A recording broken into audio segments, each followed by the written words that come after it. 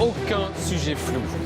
La première victime du Panama Papers est tombée hier après-midi. Il s'agit du Premier ministre islandais. Martin Wey est à Reykjavik. On le retrouve dans 2 minutes. Nadine Morano aurait-elle un grand frère caché américain avec une coiffure chelou ? Je ne vous en dis pas plus. On était à son meeting. C'était un bijou. Et enfin, cette émission québécoise n'a pas pu être adaptée en France car c'est une émission où ils boivent de l'alcool. Ça s'appelle Les Recettes Pompettes. Monsieur Poulpe l'a quand même adapté, mais sur YouTube. Polémique auprès des associations qui luttent contre l'alcoolisme. Monsieur Poulpe est sur le plateau et il va répondre. Nous sommes quoi ? On est quoi ? Le mercredi 6 avril 2016, bienvenue à Paris.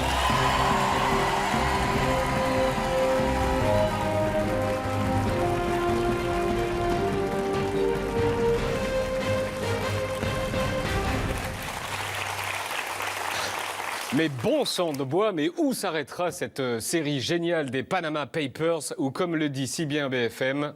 Ces fameux Panama Papers. Les Panama Papers, depuis lundi, la liste de ceux qui apparaissent dans ces histoires de comptes offshore, dans ce paradis fiscal qu'est le Panama, s'allonge de jour en jour. Alors, ont déjà été éclaboussés, une espèce d'arc-en-ciel de célébrités ont été éclaboussés. Donc Lionel Messi, donc éclaboussé. Vladimir Poutine, éclaboussé. Le roi Mohamed VI du Maroc, éclaboussé. Pedro Almodovar, éclaboussé. Michel Platini, éclaboussé. Patrick Balkany, bon, éclaboussé. Il y a qui d'autre ? Oui, bon, ben là, ouais, ça c'est une photo de l'ancien ministre Jérôme Cahuzac, mais on le voit mal. Il a déjà été éclaboussé dans d'autres affaires. Et il y a aussi, lui, le Premier ministre islandais, enfin plus exactement l'ex-Premier ministre islandais. Son nom, c'est ça. Je vous laisse le lire, car pour être franc, je ne sais pas lire cette lettre ici. Voilà. Dès que les Islandais ont eu vent des Panama Papers, ils se sont réunis devant le Parlement à Reykjavik pour demander la démission de leur Premier ministre. Poussé par la rue, il a démissionné hier après-midi. Martin Wey et Clément Brelet étaient dans l'avion quand il a démissionné. Salut Martin, tu es à Reykjavik. Il s'appelle comment déjà le Premier ministre ? Il s'appelle Sigmundur Gunnlaugsson. Et le mot là, entre les deux, c'est quoi ? Davio. Oui, bon, bah. Alors, tu es monté dans l'avion à Roissy. L'Islande avait encore un Premier ministre. Tu as atterri là-bas, ils n'en avaient plus. Ouais, le Premier ministre a d'abord déclaré qu'il ne démissionnerait pas. Hier, il a même essayé de faire dissoudre le Parlement pour sauver sa peau. Il s'est fait rembarrer par le président. Du coup, il a finalement accepté de démissionner. Mais tu vas voir, pour les Islandais qui sont dans la rue depuis 3 jours, cette démission, c'est juste une première étape. Ils veulent un vrai changement politique ici et ils n'arrêteront pas tant que l'ensemble du gouvernement ne sera pas parti.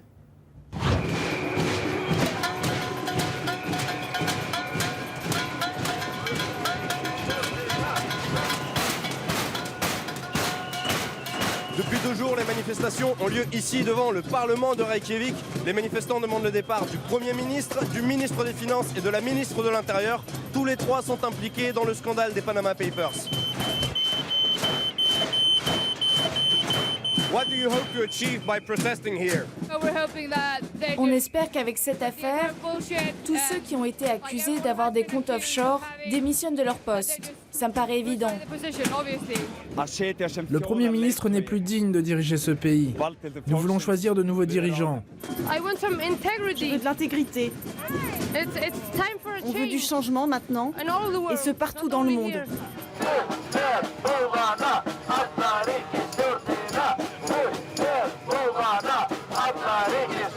Concrètement, le Premier ministre islandais Sigmundur Gunnlaugsson est accusé d'évasion fiscale. Il aurait créé en secret une société offshore basée aux îles Vierges britanniques. La société s'appelle Wintris. Il y aurait déposé des millions de dollars sans jamais les déclarer au fisc. Une des particularités des manifestations ici, c'est que les manifestants tiennent des bananes, ils les jettent même parfois sur le Parlement. C'est pour dénoncer le fait que pour eux, l'Islande est une république bananière, c'est-à-dire une république où les dirigeants s'en mettent plein les poches. Il y a des bananes partout pour nourrir les gorilles qui vivent au Parlement. You feel betrayed by the leading people of this country? Bien sûr. Les manifestants sont en train de changer d'endroit pour aller protester devant les bureaux du parti du Premier ministre. Et pour y aller, on passe devant ce bâtiment. Ce bâtiment, c'est l'équivalent de Matignon chez nous. Ce sont les bureaux du Premier ministre.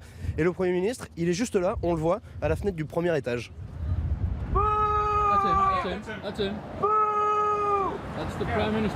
How do you feel about this man here at the window?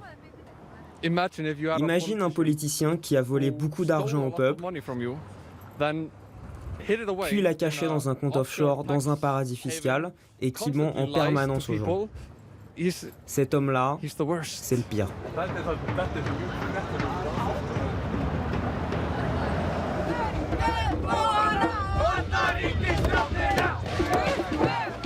On est en train de marcher vers les locaux du Parti de l'Indépendance. Le Parti de l'Indépendance, c'est le parti du ministre des Finances et de la ministre de l'Intérieur.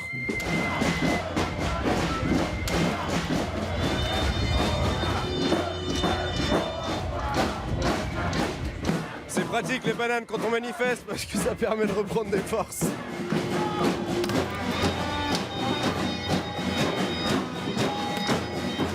Ce nouveau scandale de corruption passe particulièrement mal ici parce qu'en 2008, une gigantesque affaire de prêts douteux qui impliquait les banques et le gouvernement avait plongé le pays dans une grave crise économique. Les Islandais étaient descendus dans la rue, ils avaient obtenu la démission du gouvernement et ils pensaient que depuis les choses avaient changé. Il faut qu'on organise une nouvelle élection. Cette élection-là, elle sera différente. On ne votera pas pour les mêmes que la dernière fois. On a besoin d'une élection, maintenant. What do you hope is going to happen now? What do you hope for? Un changement complet, une nouvelle constitution, et que le peuple prenne véritablement le pouvoir. Merci Martin. Dis donc, t'as croisé Björk? Ah non, j'ai pas croisé Björk, non. T'es sûr que t'es en Islande? Car quand on est en Islande, on croise forcément Björk à un moment donné. C'est un petit pays, non, on l'a pas croisé, mais on va la chercher. On va essayer de la trouver, promis. Bon allez, bonne plage Martin, salut. Bonne plage. Oui, ça marche. Je vais mettre mon plus beau maillot, je t'envoie les photos. Non, Salut, Yann. mais merci, je ne veux pas voir. Merci Martin, salut. On revient en France. Qui est également éclaboussé dans les Panama Papers? Les comptes offshore des proches de Marine Le Pen. Oh mince. Même elle.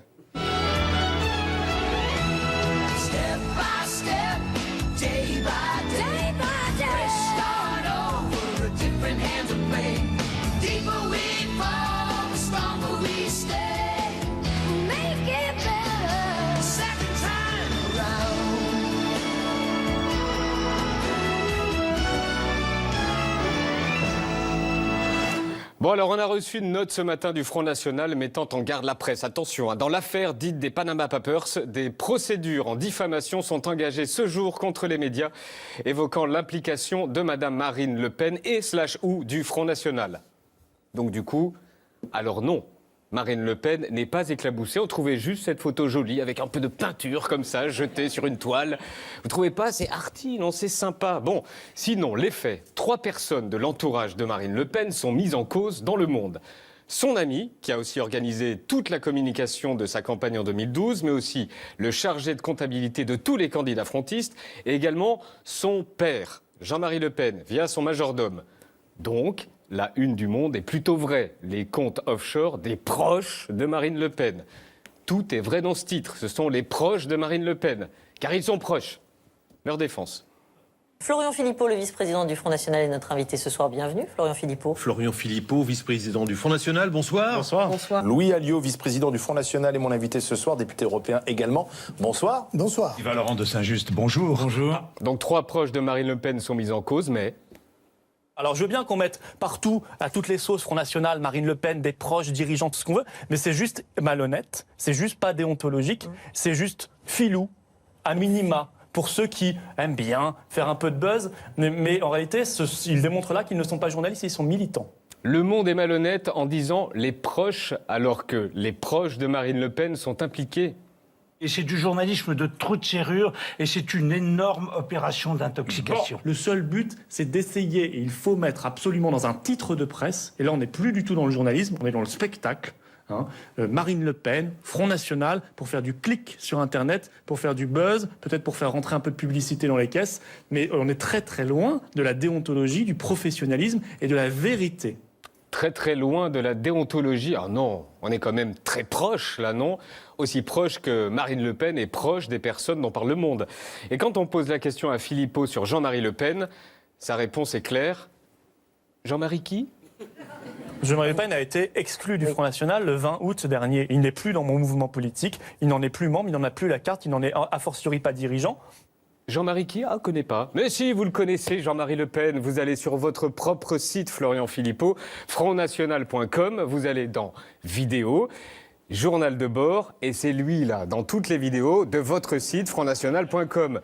Donc vous le connaissez, Jean-Marie Le Pen. Donc la une du Monde est vraie, les comptes offshore des proches de Marine Le Pen. Nous sommes une force indépendante et sereine. Loin de toutes les compromissions, loin de toutes les magouilles, loin de toutes les malhonnêtetés. Pas si loin que ça, hein.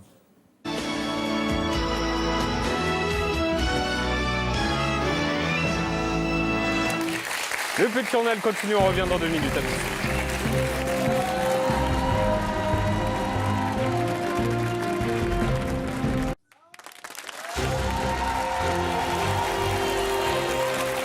Regardez le Petit Journal, on parlait du Front National juste avant la pub et sur l'échiquier politique, nous allons glisser un tout petit peu vers la gauche, mais vraiment d'un poil, et encore je suis pas sûr en fait. Ça faisait longtemps qu'on n'avait pas pris de nouvelles de elle, de Nadine Morano. Elle est désormais candidate à la primaire des Républicains et elle a fait son premier meeting lundi. Salut Hugo. Salut Yann. Tu étais au pays des cigales et de Mireille Mathieu. Oui, à Château-Renard, plus précisément, juste à côté d'Avignon. C'est une petite ville. Nadine Morano a choisi cette salle pour lancer sa campagne et pour que tu aies une petite idée de l'ambiance, voici le public au meeting. Et j'ai bien aimé ce qu'elle avait dit un jour qui lui a valu les pires emmerdes. Sur la race blanche? Ouais. Sur l'islam et l'immigration, je suis totalement d'accord avec ce que dit Nadine Morano. On est en danger en France avec ça. Parce que ce n'est pas une religion, l'islam. C'est un parti politique. C'est avant tout un parti politique. C'est une religion, l'islam. Il y a des millions de musulmans qui pratiquent leur religion dans la paix. Parce qu'aujourd'hui, la religion islamique n'est pas encadrée. Moi, j'ai jamais vu des musulmans condamner Daesh. Je ne l'ai jamais vu. Ah bon? J'ai énormément d'amis arabes, d'amis qui sont des maghrébins, mais ils ne sont pas musulmans. Ils viennent à ma table, on boit le pastis, on mange le cochon. Mais les gens ont le droit d'être musulmans, c'est pas interdit d'être musulman quand même. Mais un musulman aujourd'hui, pour moi, c'est quelqu'un de dangereux. Bon, est-ce que tu as eu un accueil convivial de Nadine Morano? Bah écoute, on savait déjà qu'elle nous adorait, Nadine Morano, hein, mais pas à ce point, franchement, regarde. Elle répond aux questions de la salle quand soudain, le micro lâche. Ça veut dire aussi aider les entreprises qui veulent... C'est un attentat socialiste. Les entreprises de... Les micros n'ont pas résisté à mon énergie. Donc là, elle aperçoit Cyril Eldin du Grand Journal à droite de la caméra. Donc elle va faire une blague. C'est qu'elle a le plus encore. Non, c'est...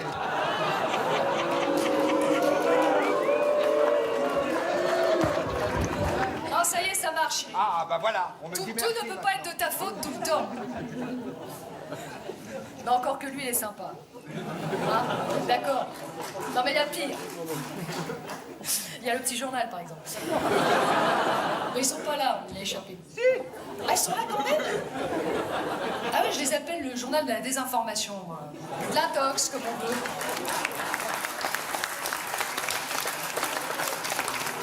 Non, parce que c'est la culture bobo. Alors, j'ai vu, il faut se cacher, se voiler la fesse. Comme ça. Tiens, le discours de peur de Nadine Morano. Ah, le château de Tantonville. On en doute, Madame Morano, que vous connaissiez Tantonville.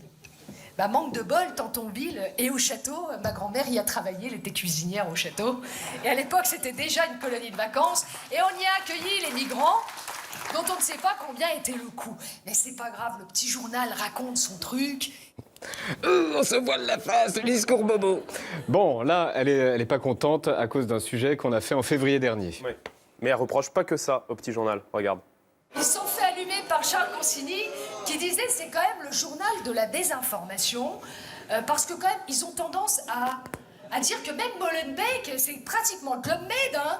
Molenbeek en Belgique. Mais il ne passe rien, mais c'est super sympa là-bas, mais tout va bien. Mais attendez, c'est juste un nid de terrorisme, mais tout va bien pour le Petit Journal de Canal.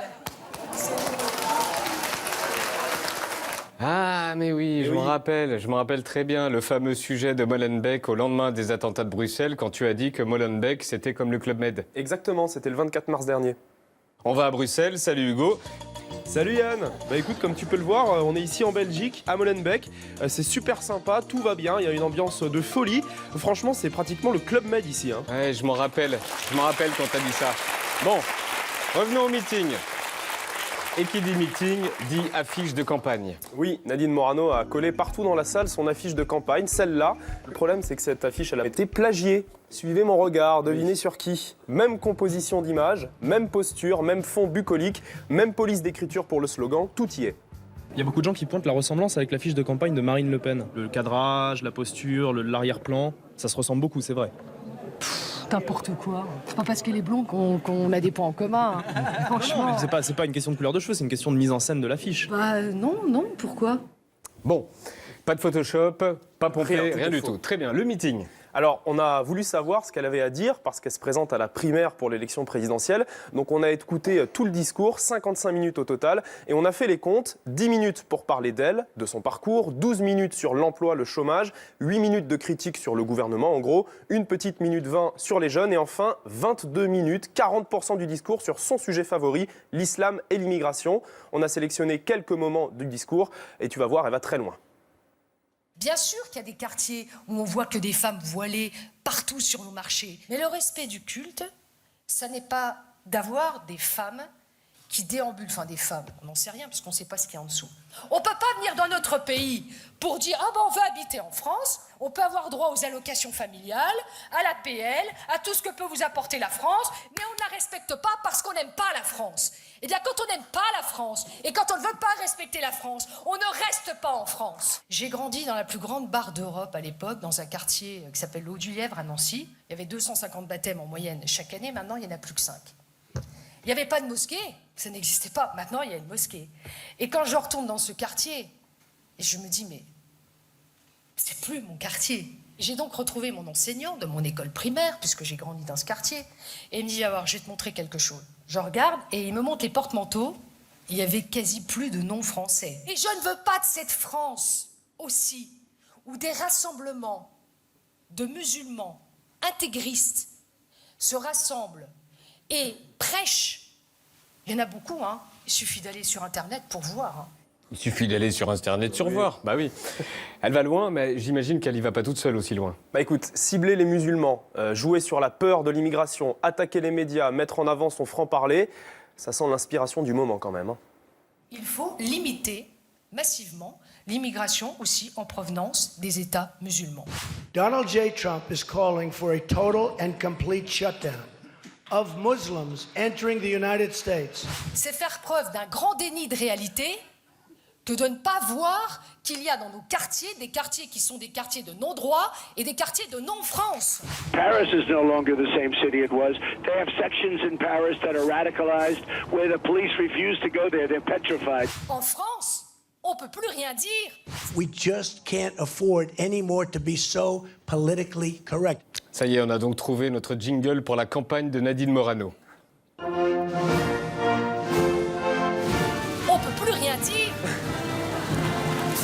Désormais, ne parlez plus de Nadine Morano, mais de Donaldine Trampino. Merci Hugo. Salut Yann. Pour notre pause musicale du jour, on reçoit Tears avec 3 E. Ils sont 4, ils sont tout juste majeurs, ils sont parisiens et ils font de la musique depuis le collège. Victor est chanteur, Clément est batteur, Odilon à la basse et Lewis au pad. Depuis le collège jusqu'à la petite scène du Petit Journal, c'est possible, il n'y a qu'un pas. Voici Tears avec 3 E.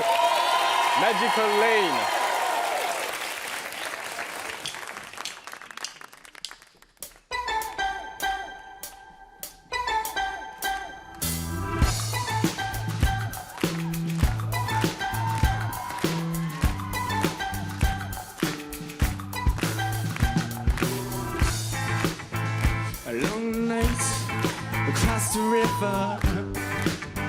Strange times undercover.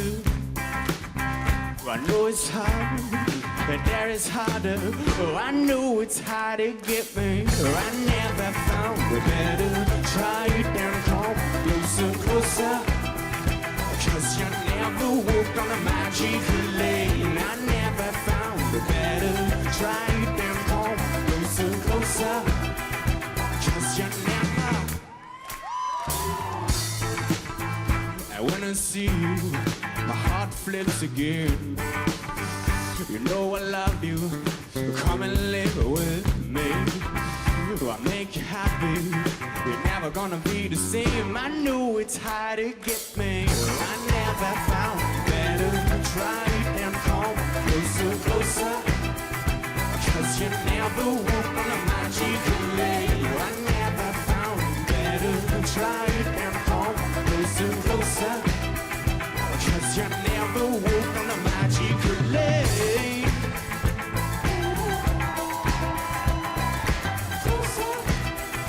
Cause you never.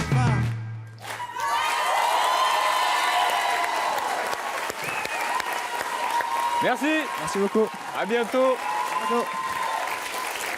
Et leur EP s'appelle Magical Lane, ça sort le 15 avril et ils seront en concert au Bain à Paris le 21 avril. Merci à tous les quatre. Salut. C'est l'émission qui n'est pas encore lancée et qui fait déjà polémique. Le concept vient du Québec. Elle est diffusée sur la chaîne francophone V. Le titre, Recette Pompette. C'est une émission de cuisine un peu particulière. Il y a un présentateur et un invité.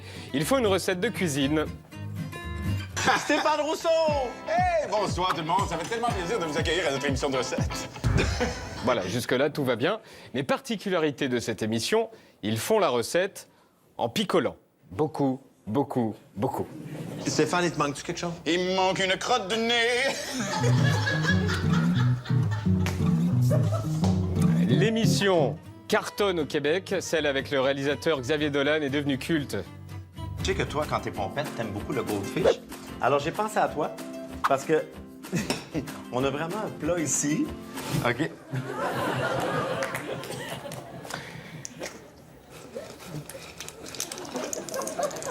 Cette émission arrive en France avec des mets, M-A-I-S, des mets partout, car c'était sans compter le CSA, dont le siège est dans cette tour. La télévision française n'a pas le droit de faire la promotion de l'alcool sur ses antennes, c'est la loi.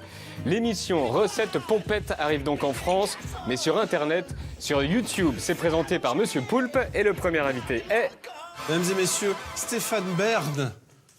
Il n'y a pas Bonjour. d'applaudissements, on a tout mis dans le décor, on n'a rien mis dans le public. Bonjour, allez bien, Stéphane. monsieur Poulpe? Bonjour Stéphane, je suis ravi. Alors ça, c'est Stéphane Bern au début, et ça, c'est Stéphane Bern à la fin. Il faut qu'on fasse une émulsion de crème aux épices. Oh non, mais il n'y a pas des gens pour faire tout ça. Mais rassurez-moi, ça va pas être diffusé. Non. Oh. Et malgré le fait qu'elle soit sur Internet, l'émission fait déjà polémique. Ce programme, adapté par l'humoriste Monsieur Poulpe, n'est pas au goût de la NP2A. Cette association de prévention de l'alcoolisme demande sa déprogrammation. Alors on a un gros problème, comment parler ici, à la télé, d'une émission qui est interdite à la télé à cause de l'alcool? Alors déjà, on va mettre la phrase obligée pendant toute cette séquence, l'abus d'alcool est dangereux pour la santé, car c'est vrai. Et on va en parler avec celui qui fait cette émission. Bonsoir Monsieur Poulpe, bienvenue sur le plateau du Petit Journal. D'ailleurs, on va boire ensemble. Mais de la tisane, une petite... Merde, j'en mets partout. Une petite tisane. Je vois qu'on se met bien, On se met bien. À la vôtre, Monsieur Poulpe. Bienvenue sur le plateau du Petit Journal. Merci. À la Cul vôtre. sec ou... Hop. Ouais, Non. ouais, Soyons non. fous, cul sec. Allez. Très bien. On va partir du principe c'est brûlant, on va pas continuer. Ouais. Et rien de tel qu'une bonne grosse polémique pour faire une bonne grosse promo. Alors heureux?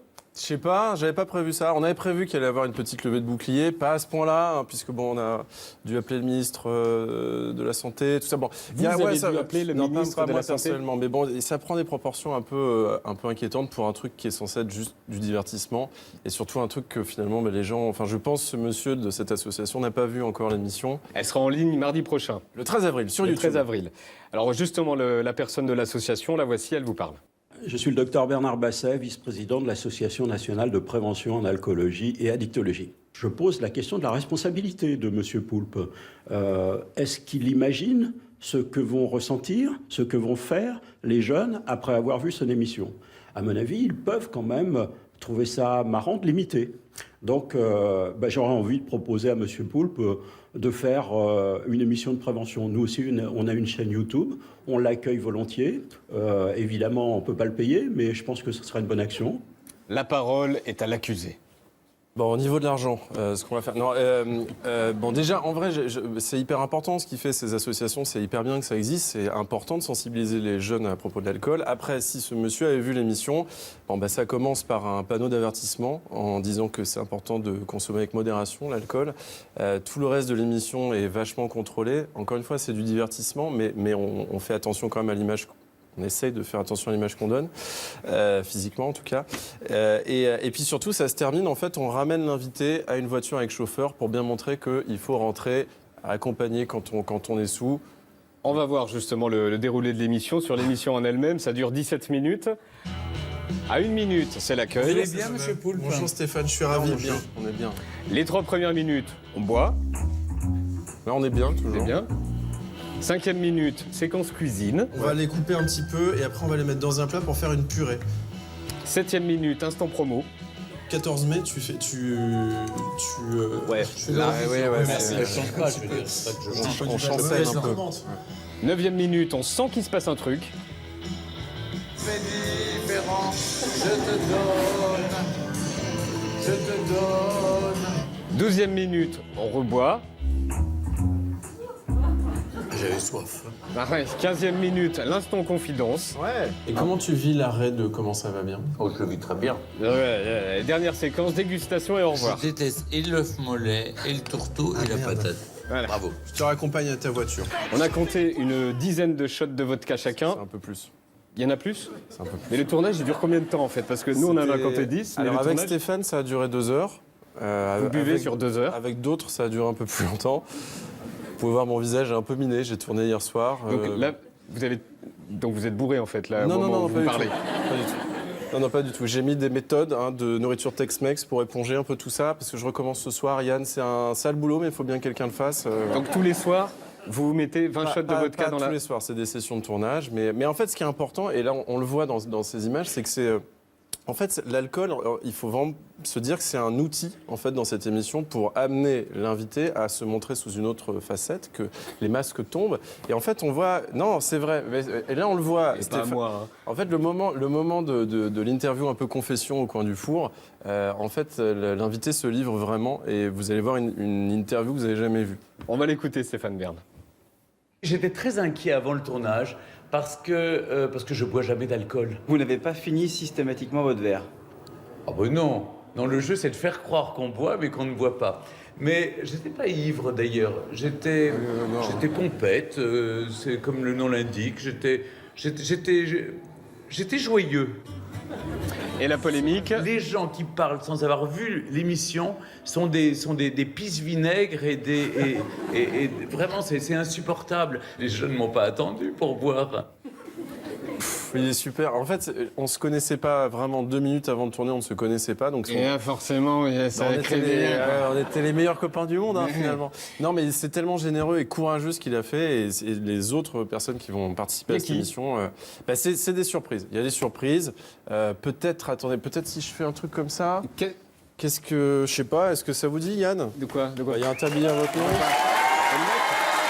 Ah non, moi je ne suis que...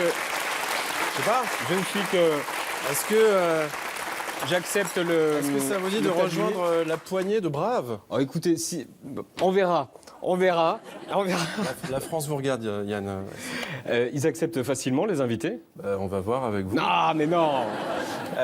Oui, ils acceptent facilement parce qu'ils ont commencé à voir la première avec Stéphane, que effectivement c'est rassurant. Sur le principe, sur le papier, on se dit ça fait un peu peur. Quand on voit l'émission, c'est hyper bienveillant, c'est drôle, et il y a un truc qui se passe, il y a un vrai truc qui se passe. Merci Monsieur Poulpe. Merci. Les recettes pompettes, c'est en ligne la semaine prochaine sur YouTube, mardi 13 avril. À 18h. Et on vous rappelle que l'abus d'alcool est dangereux pour la santé, donc je vais l'enlever. C'est fini. Merci Monsieur Poulpe. Merci. Et c'est mercredi, j'ai dit mardi, c'est mercredi. Merci Monsieur Poulpe. À bientôt. Justement, avant de retrouver Catherine et Liliane, on va faire un point sur la primaire républicain. On en était à combien déjà? 3854 candidats, c'est ça? Eh bien, ils sont 3855 à se présenter à la primaire républicain. Sont déclarés à ce jour François Fillon, Alain Juppé, Frédéric Lefebvre, Donaldine Trampino, Hervé Mariton, Jean-François Copé, Geoffroy Didier, sans oublier Josie du marketing, Ludo du juridique, Domi de la cantoche. Et le dernier en date est... Et Jacques Miard est également là sur ce plateau. Bonjour.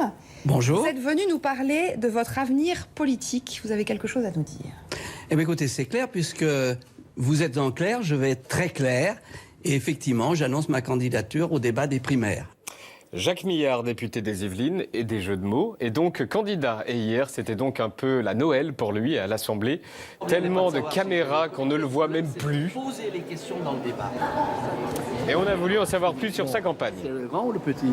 Petit, Jean. Ah, le petit, ben ça va. Moi, je fais 1m60, donc ça doit marcher. Qu'est-ce qu'il y a dans votre équipe de campagne? Moi-même, c'est déjà pas mal. Un slogan de campagne? J'aime la France. JM la France 2017. C'est pas beau, ça? J''aime la France 2017. JM. Jacques Miard aime la France. Ah, pas mal. Voici le clip de campagne du candidat Miard avec Éric et Quentin. Ils étaient 11. Mais un homme a décidé de changer la donne.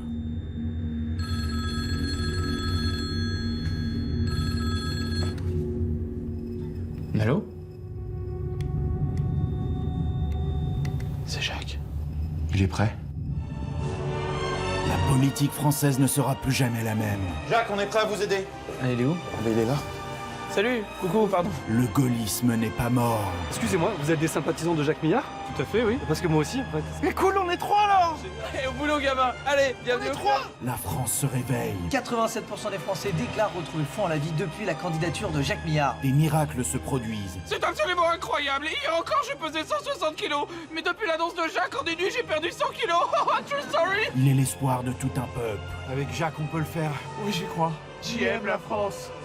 Jacques Miard, le 12e candidat à la primaire des Républicains. Le combat continue. Le combat continue avec Jacques Miard. La revue de presse de Catherine et Liliane.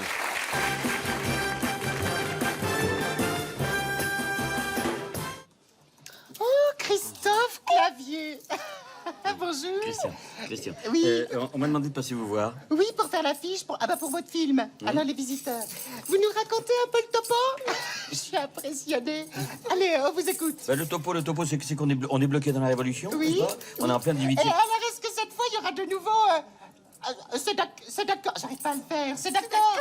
C'est d'accord. Ok, oui. Ah oui, non, c'est d'accord. Il a oublié. Il oublie. Bon, c'est pas grave. Et donc, donc on est bloqué en pleine Révolution. Parce que les républiques cultes, c'est important, les républiques cultes. Et c'est ce qui nous permet de se retrouver avec... Quand il disait, qu'est-ce que c'est que ce pins? Qu'est-ce que c'est que ce pins? Ça me faisait rire quand vous disiez ça. Oui. Qu'est-ce que c'est que ce pins? Oui, Un jeu de mots. Oui, c'est pins. Pins, c'est un objet, en réalité. Ça nous permet de mélanger toute une génération d'acteurs, des nouveaux venus. On a Bernard Lutz, on a Franck Habitant, on a Franck Leboeuf, on a... Non, je me pas les photos, non. Ah oui, quand elle disait ça dans le numéro 1. Elle était super, elle. Voilà. Et donc, ça nous a permis de faire... Et puis quand vous disiez, ça j'aimais bien, vous disiez, si vous faites pas la différence entre un jacquard et puis une couille, c'est que vous n'êtes vraiment pas à la... Voilà, merci. Écoutez, bon... Prenez un Alka-Seltzer. Voilà. Oui, extra. J'y vais, je suis crevé, là, j'en peux plus. Merci. Ouais, prenez un Alka-Seltzer. D'Ivoire, on n'a plus rien à glander, on pourrait aller se faire un petit cinéma un peu, non, ce soir? Tu sais ce que j'ai envie de voir? Les visiteurs. Oui. On va se faire ça. Oui. Mais alors si les gens, on s'habille un peu, on se fait un peu joli. On se fait un peu joli. On se fait un peu joli. Ben, on est super. Allez, on y va? Oui. Tiens, prends-moi ça. Oui. Hop. Les magazines, parce qu'on a du boulot demain. Ah ben si. Ah ben si, parce que moi j'ai une sciatique. Tiens, prends les machins aussi. Voilà. Moi je prends le stylo. C'est d'accord. Et c'est pas... C'est d'accord, hein, tu le fais bien. Allez, hop, zou. Go to the Cinoche. Allez, dépêche-toi. Merci à Christian Clavier, merci à vous de regarder le Petit Journal. À demain 20h10.